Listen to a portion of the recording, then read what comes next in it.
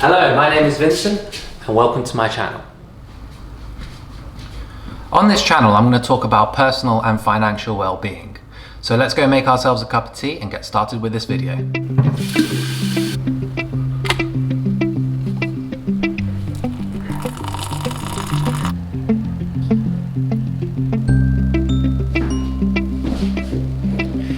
So in today's video, I should be talking about buying versus renting. Now this is a well-covered topic on YouTube, so why am I covering this again? And why am I saying the best thing for me was to buy and rent?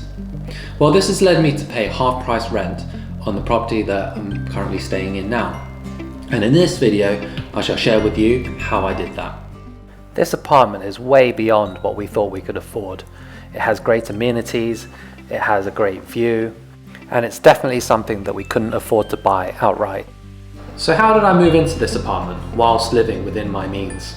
Well, this is where it starts to get technical. So firstly, we need to look at how much it costs to own our one-bedroom property, valued at £400,000. So we put in £100,000 of our own money and took out a mortgage for the remaining £300,000. Each month we have to pay £1,126 for our mortgage payments. £751 of this goes towards paying down our debt. This is money saved for our future in the form of owning more of our apartment. The remaining £375 is paid to the bank as interest. Therefore, each month we are actually only £375 out of pocket. So let's look at how this would work if I were to buy the two-bedroom property that we've moved into. An apartment with the same layout on the same floor but in an adjacent building is for sale for £730,000. To make things easy, let's just say this property was purchased for £700,000. So with the same deposit of £100,000, we will need to take out a mortgage for £600,000. Now this would not be possible as I can only borrow 5 times my annual salary, and let's just say I don't earn more than £120,000 per year. Even if I could afford the mortgage,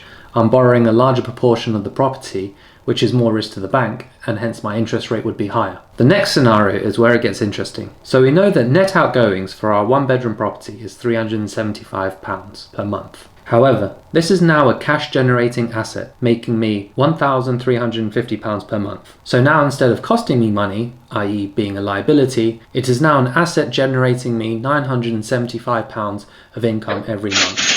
So moving on to the property that we have rented. Rent for this property is £1,950. And if we add back the rent received for our one-bedroom flat, the rent that we actually pay is halved to £975 per month. So by buying a smaller property and renting the one that we actually want to live in, we have halved the amount of rent that we actually have to pay. To live in the new, bigger apartment, we are only paying £600 more per month than what we were before. So after that maths lesson, why did I share all those numbers with you? Well, I think this strategy is good if, for instance, you come from out of London. London rent is very expensive, and if you're able to buy a cheaper property that's outside London and use the rent gain from that to subsidize your London rent, this could help you get half price rent too.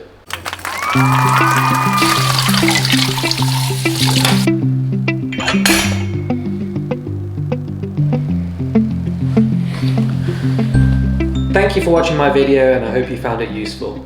In my next video, I'll be talking about rent arbitrage.